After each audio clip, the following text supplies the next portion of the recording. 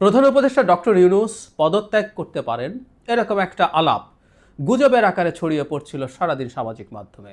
এটা একটা প্রাথমিক ভিত্তি ছিল, আমি এভাবে বলবো, মানব জমিনের একটা রিপোর্ট। এটাকে অনেকে নাকচ করছিলেন, কেউ এটাকে সঠিক বলে মনে করছিলেন, কিন্তু শেষ পর্যন্ত জনাব নাহিদ ইসলাম এনসিপির আহ্বায়ক ডক্টর ইউনূসের সাথে দেখা করেছেন এবং তিনি স্পষ্টভাবে জানিয়েছেন ডক্টর ইউনূস পদত্যাগ করার সম্ভাবনা আছে, তিনি এমন কিছু ভাবছেনও।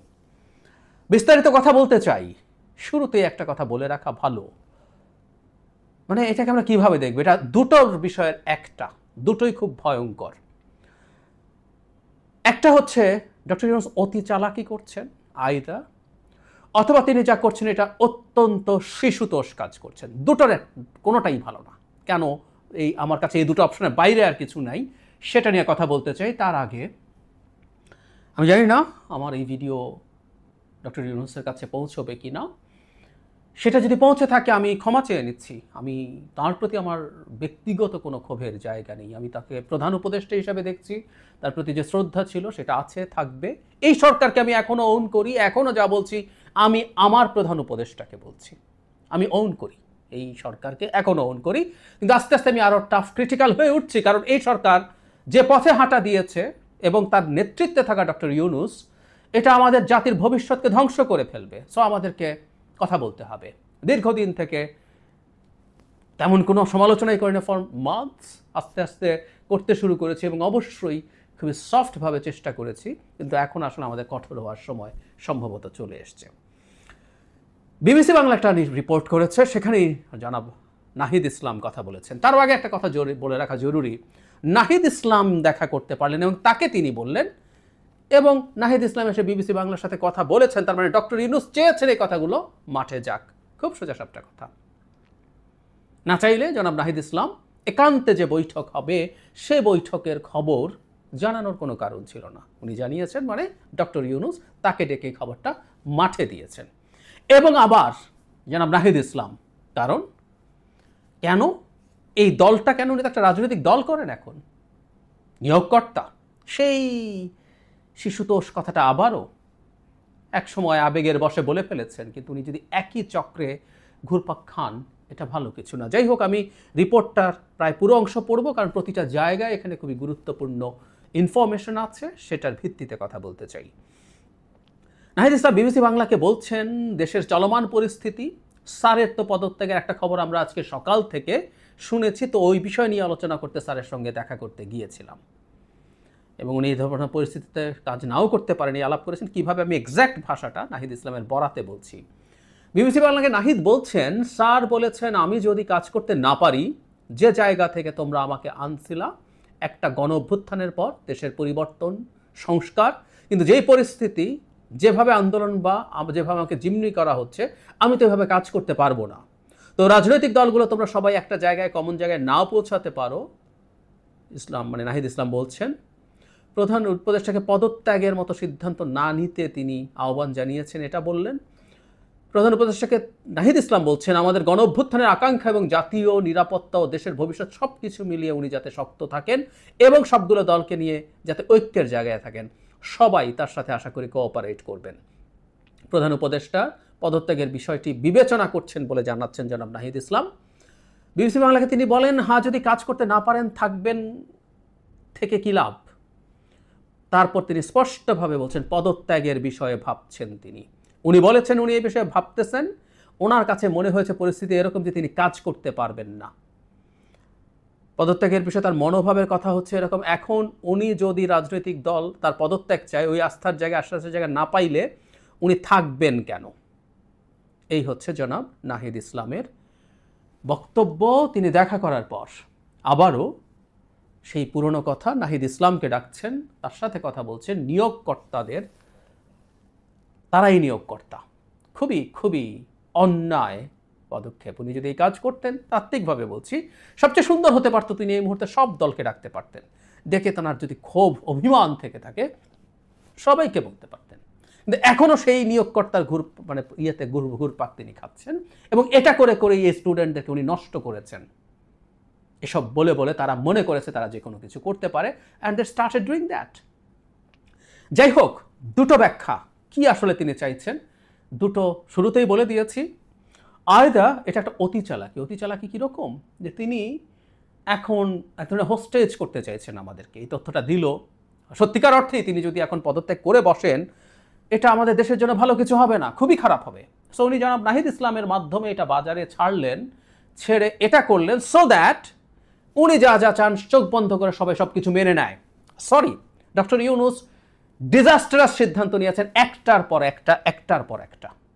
উনি দেশটাকে ন্যূনতম আমি সব কিছু মাথায় রেখে বলছি, শেখ হাসিনা দেশটাকে ধ্বংসস্তূপে পরিণত করেছে। কত ধ্বংসস্তূপে পরিণত করেছে এটা ডক্টর ইউনূসের চাইতে আমি অ্যাটলিস্ট বেটার জানি। ইয়াস, উনি এখন ভেতরে গিয়ে দেখছেন, এর আগ থেকে প্রতি খুঁটিনাটির খোঁজ খবর রেখেছি। উনি একটা বিশ্ব ব্যক্তিত্ব, খুবই শ্রদ্ধেয় ব্যক্তিত্ব, উনি এইসব খোঁজ খবর দেশের এত রাখেননি। শেখ হাসিনা ওনাকে দাবড়ানো শুরু না করলে তিনি আর খুব বেশি রাখতেনও না, আমরা রেখেছি। সো এই শেখ হাসিনার এই ডিস্ট্রাক্টেড বাংলাদেশেও, তার কর্তৃক ডিস্ট্রাক্টেড বাংলাদেশেও এর চেয়ে অনেক ভালো কিছু করার সুযোগ ছিল, কিন্তু হয়নি। তার ব্যর্থতা, অথবা তার টিম তিনি ঠিকমতো কন্ট্রোল করতে পারেননি, অথবা তিনি এর পার্ট হয়েছেন।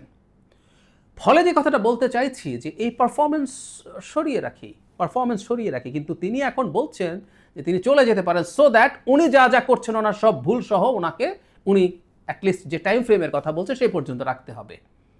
এভাবে হতে পারে না, কারণ ওনার ভুল আমাদের চরম সংকট তৈরি করছে আমাদের জীবনে, আমাদের রাষ্ট্রীয় নিরাপত্তায়, এবং সত্যিকার অর্থে আমাদের একটা ডেমোক্রেটিক ট্রানজিশনের আগে আমাদের সার্বভৌমত্ব নিয়ে ঝুঁকি আছে, সংকট আছে, প্রশ্ন আছে। সুতরাং ওনাকে ওই ব্ল্যাঙ্কেট চেক দেওয়া যাবে না, কিন্তু এই পদত্যাগের ব্যাপারটা বলে উনি এই ব্ল্যাঙ্ক চেকটা চাইছেন সম্ভবত। এটা অতি চালাকি যদি এটা সত্য হয়ে থাকে। আরেকটা অপশন হচ্ছে তিনি সত্যিই বিরক্ত এবং তিনি সত্যিই চলে যেতে চান, ওনারা ভাল লাগছে না তিনি যদি করতে না পারেন। মানে এটা ছেলে খেলা। আমরা যদি এই প্রশ্ন করি, আমি এখন অনেক স্মৃতি আসে, দু একটা কথা একটু যোগও করতে চাই। আগে এই ভাষায় বলিনি, আমি আবারও ক্ষমা চেয়ে ভাষাগুলো ব্যবহার করছি, কিন্তু আমি I want to speak my heart. দীর্ঘদিন এটা রেস্ট্রিক্ট করেছি। জনাব নুরুল কবিরের সাথে তিনি একটা ইন্টারভিউতে তাকে জিজ্ঞেস করেছিলেন নুরুল কবির, যে আপনাদের অনেকের বিরুদ্ধে সমালোচনা আছে, তাদের ব্যাপারে পরিবর্তন বা অন্য কোনো পদক্ষেপ কী নেবেন। তখন তিনি বলছেন, ওদের কি সমালোচনা করবো, আমি নিজেই তো শিখছি, আমি নিজেই তো পারি না, আমি নিজেই তো অনেক কিছু পারি না। তার ইনএফিসিয়েন্সির কথা বলছেন, এবং একটা পর্যায়ে তিনি বলছেন আমরা করছি, যেটা লেগে যায়, যেটা লাগবে না, যদি না লাগে আমাদের কপাল খারাপ। উনি আমাদের কপাল খারাপ ব্যাপার শব্দটা ব্যবহার করেছেন। একটা দেশকে নিয়ে একটা মানুষের কত ছেলে খেলার টেন্ডেন্সি এই ভাষ্যগুলো থেকে বোঝা যায়। আমরা তার সরলভাবে এই কথাগুলো বলাকে প্রশংসা করি, কিন্তু তার ভেতরে তো এই জিনিসটা আছে। তো এখনও তো ওনার হঠাৎ করে ইচ্ছা হলো, আমরা ছোটোবেলায় বলতাম না খেলমু না, উনি এখন রিজাইন করে চলে যাবেন, যেহেতু উনি যেটা করতে চেয়েছিলেন পারেননি। আমি কাগজে কলমে ধরে নেই যে ন্যূনতম সংস্কারও যদি না হয়, তার কি এখন চলে যাওয়া দেশের এই টার্ময়েলের টাইমে কোনোভাবে উচিত? একজন ক্যাপ্টেন তার জাহাজ ফেলে চলে যেতে পারেন? আমরা টাইটানিক সিনেমাটা যখন প্রথম দেখি, তখন খুব ছোটোবেলায় দেখা, খুব ছোট না, তখন আমরা বুঝতে শিখেছি, তখন এই সিনেমাটা খুব বিখ্যাত, কিন্তু ওই তথ্যটা জানতাম না, তখন ওই সিনেমার সূত্রে আমরা জানতে পেরেছি। সেটা হলো জাহাজের captain is the last person. জাহাজ যখন ডুবতে থাকে, সবাই চলে যাওয়া সম্ভব হলে তিনি যাবেন, সর্বশেষ মানুষ।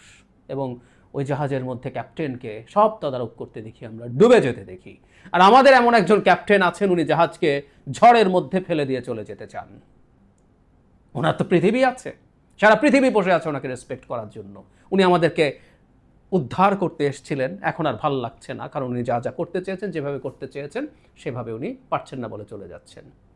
আমি তর্কের খাতিরে ধরে নেই যে তিনি যা যা করতে চেয়েছেন প্রত্যেকটা নিখুঁত কাজ ছিল, প্রত্যেকটা সঠিক কাজ ছিল, আমি এটা মনে করি না, কিন্তু তর্কের খাতিরে ধরে নিলাম।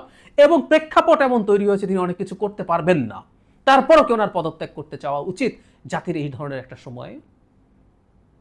ওনাকে একটা মাত্র যোগ্যতা, আমি আবারও বলি, 5 তারিখে যদি ফেরত যেতে, আমি একটা মাত্র যোগ্যতার জন্য আমি আবারও তাকে চাইবো, সেটা হচ্ছে উনি একটা বিরাট বটবৃক্ষের মতো ছায়া, আমাদের অনেক ঝুঁকি থেকে উনি বাঁচিয়ে দিতে পারেন। যদিও দেশের অভ্যন্তরে আমাদের সলিডারিটি ধরে রাখার ক্ষেত্রে তার শোচনীয় ব্যর্থতা আছে। উনি শেষ মুহূর্তে হয়ে যে নাহিদ ইসলামকে ডেকে আবার পরস্পরের মধ্যে সংঘাতের বীজ রোপণ করছেন। তিনি যে কারণে বায়াসড, এই কথাটা বারবার বলতে চাই না। ইকোনমিক টাইমসকে তিনি এমন কথা বলেছেন তাতে বোঝা যায় তিনি ওদের শুভাকাঙ্ক্ষী শুধু নন, তাদের প্রতি তার বায়াস আছে। যাই হোক, তিনি যেটা করেছেন, এটা যখন এগুলো করতে যাচ্ছেন, ওনার উচিত ছিল সবাইকে ডেকে এগুলো নিয়ে কথা বলা, এবং সবচেয়ে জরুরি কথা যেটা বলছিলাম, কারো কথা কেউ যদি তাকে না শোনেন, তার কোনো কথাও যদি না হয়, দেশটাকে অন্তত নির্বাচন পর্যন্ত একটা জায়গায় নিয়ে নির্বাচন করিয়ে একটা নির্বাচিত সরকারের হাতে দিয়ে যাওয়া। আমরা প্রত্যেকে যখন কোনো কাজ করতে যাই, আমার কাজের পরিকল্পনা সবসময় পূর্ণ হয় না। তো ডক্টর ইউনূসের কি হয়েছে? উনি একটা দল গঠন করে বাংলাদেশের ক্ষমতা নিতে চেয়েছেন না, নির্বাচনের মাধ্যমে ১-১১ সময় সাড়া পাননি তো, হয়নি তো। ওনার মতো এত বিরাট ব্যক্তিত্ব যখন নতুন মাত্র নোবেল পেয়েছেন, অনেকে মনে করেছিল সবাই খুব হুমড়ি খেয়ে পড়বে, পড়েনি তো। সো প্রত্যেকেরই চাওয়া সবসময় পূর্ণ হবে, নট নেসেসারিলি। আমি তা ক্ষোভ বুঝি, দুঃখ বুঝি, কিন্তু উনি চলে যেতে চান, এটা হতে পারে না। যদি আন্তরিকভাবে, যদি কৌশলের অংশ না হয়, এটা আন্তরিকভাবে হলে এটা খুবই খুবই শিশুতোষ কাজ। আমাদের এই টার্মোয়েলের টাইমে এরকম শিশুতোষ মানসিকতার একজন মানুষকে আমরা চাই না, কোনোভাবেই মনে করি না, কোনোভাবেই চাই না।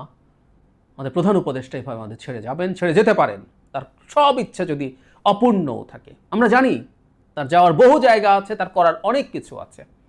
আমি আগেও বলেছি, আমি এখনও মনে করি আমাদের এই দায়িত্ব নিয়ে তিনি রাদার আমাদেরকে উদ্ধার করেছেন। তার পাওয়ার কিছু ছিল না, আমাদেরকে উদ্ধার করেছেন, আমরা বিশ্বাস করি। কিন্তু আমাদেরকে ন্যূনতম একটা জায়গায়, সেই জায়গাটা হয়তো তার ডিজায়ার্ড না, সেই জায়গাটা হয়তো অত ভালো না যতটা ভালো হতে পারত, কিন্তু আমাদেরকে একটা জায়গায় ওনাকে রেখে যেতে হবে। তো ফলে আমি আশা করি অতি চালাকি বা শিশুতোষ কাজ কোনোটাই হবে না। ওনার যেটা এই মুহূর্তে উচিত, যে কাজটা উনি নাহিদ ইসলামকে নিয়ে করলেন, ওনার যদি দুঃখ ক্ষোভ যাই থাকে, উনি আমাদের অনেক রাজনৈতিক নেতারও পিতৃতুল্য, সিনিয়র যারা রাজনৈতিক নেতা আছে অনেকেরই, ওনাকে এই দেশ এভাবেই দেখে। সবাইকে ডাকা, সবার সামনে উনি সরাসরি কথা বলতে পারেন। আমি প্রায় বলি, আমার নিজেরই এই অভিজ্ঞতা আছে, আমি তার মতো কমিউনিকেটর আমার জীবনে দেখি নাই।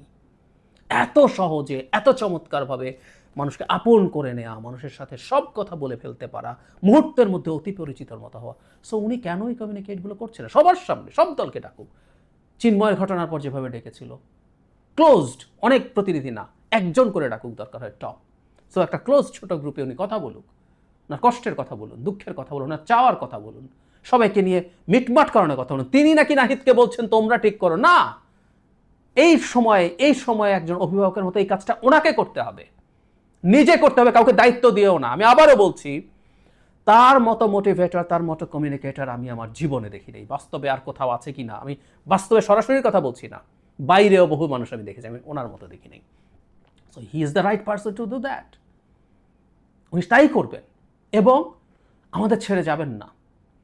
এই জাহাজ যদি ডোবে, উনি সহ ডুববেন, ওনাকে সহ ডুবতে হবে।